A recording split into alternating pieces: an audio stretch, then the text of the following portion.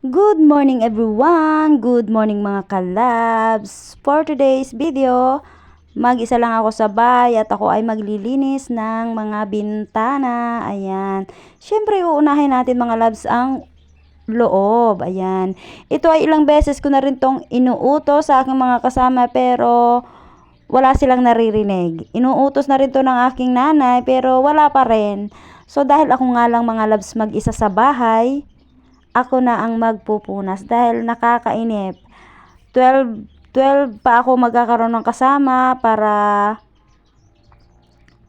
kumain ng aking mga kasama sa pananghalian. And then syempre itong kwarto muna namin, tapos kwarto ng aking mga pamangking, kwarto ni nanay.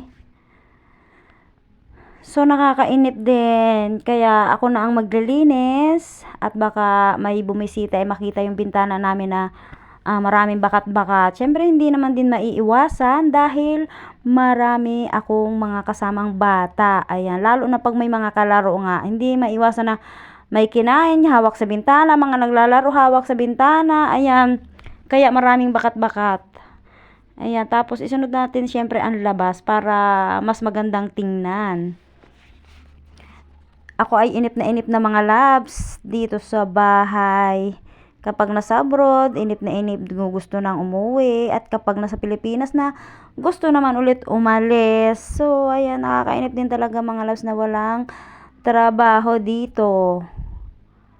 Ayan, gusto ko na po ulit magtrabaho kahit sa Maynila lang, ganun. Para kahit papaano naman, nakakatulong ako dito sa bahay. Siyempre, kailangan din ng aking mga anak.